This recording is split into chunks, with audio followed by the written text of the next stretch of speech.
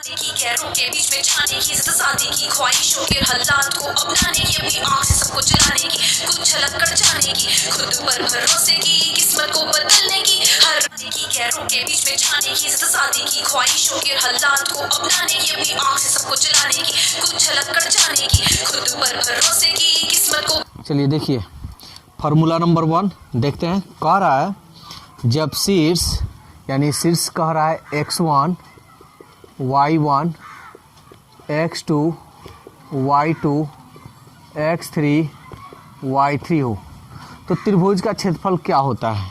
ठीक है, यानी त्रिभुज का क्षेत्रफल। तो देखिए त्रिभुज का क्षेत्रफल हम लोग जानते हैं 1/2 मॉडुलस क्या x1 bracket y2 minus y3 plus फिर x2 जब इसमें ले लिए हैं तो इसमें आ जाएंगे y3 minus y1 plus x3 जब इसमें आ गए तो फिर यहाँ से आ जाएंगे y1 माइनस y2 और ये रहा मॉडुलस। ठीक है ना, तो ये त्रिभुज का क्षेत्रफल है। और फिर दूसरा नंबर फार्मूला ये कह रहा है p x1 कोमा y1 फिर q यानी ये p का नियामक दिया है और ये q का नियामक x2 y2 तो इसकी बीच की दूरी पूछ रहा है। तो पी क्यू बराबर हम लोग क्या जानते हैं √x2 माइनस x1 का whole square y2 minus y1 का होल स्क्वायर। ठीक है ना, ये तो हो गया 3 नंबर। कह रहा है जब p का निर्देशांक यानी ऐसे हम लिख दे रहे हैं x y, ये ध्यान दीजिएगा इस पे। p का निर्देशांक इतना है, बिंदु a का नियामक दिया है x1 y1 और b का नियामक दिया है x2 y2, ये मान दिया है। और कह रहा है कि रेखाखंड को जोड़ने वाला जो है m1 और m2 है, m1 अनुपात m2 दिया है कि आंतरिक अनुपात के आंतरिक रूप से विभाजन करने का सूत्र। तो इसको फिगर बनाकर हम समझा रहे हैं, ठीक है ना, तब ये अच्छी तरह से समझ में आएगा। ये देखिए ये AB एक रेखाखंड है, अब P इसको समद्विभाजित करता है किस अनुपात में, M1 अनुपात M2। ठीक है, और P का जो निर्देशांक है यहाँ दिया हुआ है x y।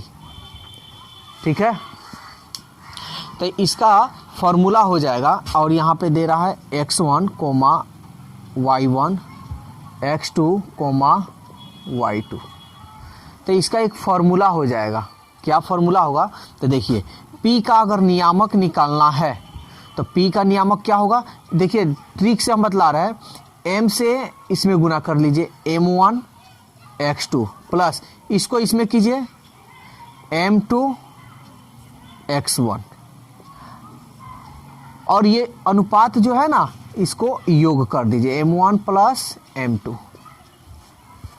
ठीक है ना, फिर कोमा, तो ये हम किसका किए हैं, x का किए हैं ना, अभी y का बाकी है। तो उसी तरह हम करेंगे m में 2 से गुना करेंगे m1 y2, ठीक, सॉरी, प्लस फिर m2 y1, समझ में आ रहा है ना, y1 बटा अनुपात का योग हो जाएगा m1 प्लस m2। ठीक है, और हम लोग बुक में जो क्वेश्चन सॉल्व करेंगे बुक का यानी क्रैश कोर्स का, तो यहाँ m हो जाएगा और ये n हो जाएगा। इसको हम कुछ भी मान सकते हैं, ठीक है ना, तो हम यहाँ m1 और m2 माने हैं। तो देखिए ये आंतरिक यानी अंत विभाजन है, ये जो है ना ये प्लस हो रहा है ना, तो ये क्या है, ये अंत विभाजन, इसको आप कह सकते हैं अंत विभाजन, ये अंतः विभाजन है। लेकिन बाह्य विभाजन आ जाए तो क्या कहा जाएगा, कैसे लिखा जाएगा? तो बाह्य विभाजन में केवल हम यहाँ पे क्या चला देंगे, यहाँ पे देख लिख दे रहे हैं, बाह्य विभाजन फॉर्मूला यही रहेगा, m1 x2 प्लस के जगह पर माइनस लगा देंगे, m2 x1 बटा m1 minus m2 coma m1 y2 same रहेगा, केवल चिन्ह बदल जाएगा, m2 y1 प्लस है तो माइनस।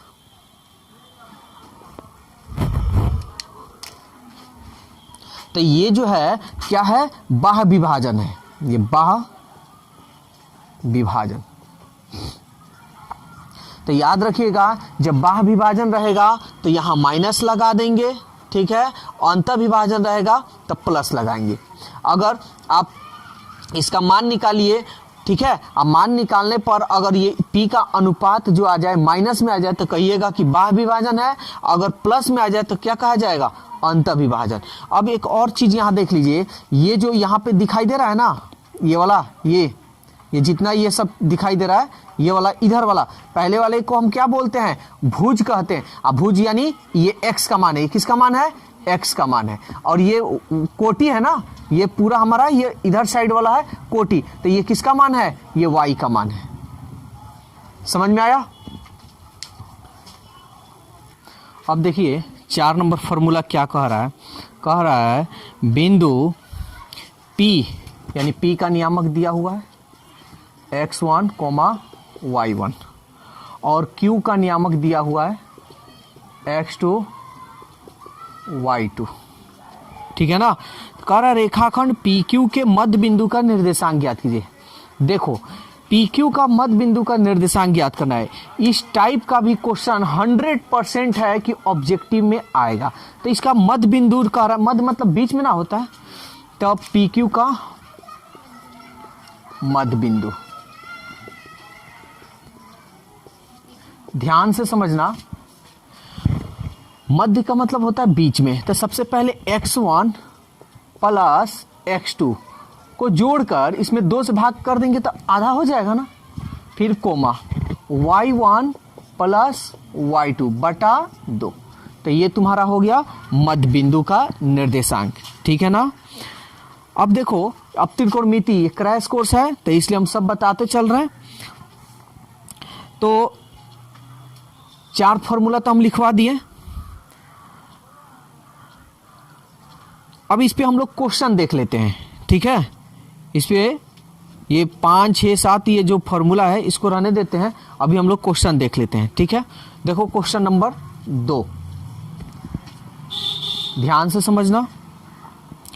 कह रहा है उस बिंदु के निर्देशांक ज्ञात कीजिए जो बिंदु -1, 7, 4, -3 को मिलाने वाले रेखाखंड को 2:3 के अनुपात में विभाजित करता है, ठीक है ना।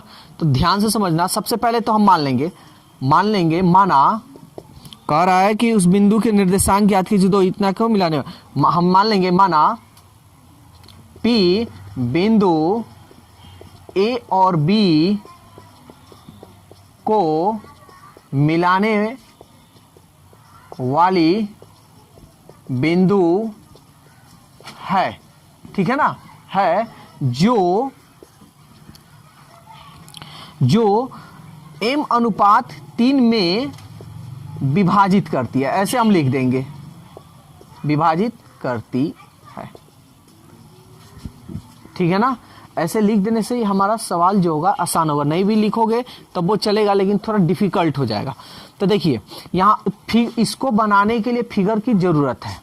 तो सबसे पहले ये एक रेखाखंड हो गया, ये मेरा A और ये B, और इन दोनों बिंदु को कौन मिला रहा है, P, तो हम यहाँ पे लिख देंगे P। समझ में आ रहा है ना। अब देखिए A का नियामक, A का आप मान लीजिए -1 और 7 है, B का जो नियामक है 4 -3 है, ये तो हो गया। और m/2 और 3 अनुपात हम मान लिया है कि m/3, यानी इसको कितना, यानी आपका दे रहा है 2:3, ठीक है ना। तो हमको इसका निर्देशांक ज्ञात करना है। तो ध्यान से समझिए, एकदम आसान है, कोई भारी नहीं है, ठीक है। तो सबसे पहले तो हम यहाँ लिख देते हैं ए का नियामक आपका -1 7 और बी का नियामक 4 -3, ये तो हो गया। और ये जो मान दिया है ये हम m अनुपात n ना माने हैं, तो हम m अनुपात n मान लेंगे, 2:3। आप अभी हम फॉर्मूला बताए हैं m1 और m2, m1 भी मान सकते हैं इसको, m2 भी मान सकते हैं। तो अब देखिए यहाँ पे हम लोग x1 x2 ज्ञात कर ले, चूंकि x1 का मान -1, x2 का मान 4, y1 का मान 7, y2 का मान -3, ठीक है ना। तो ये तो फॉर्मूला हमारा ये तो हमारा मान निकल गया। हमको p का निर्देशांक ना ज्ञात करना है।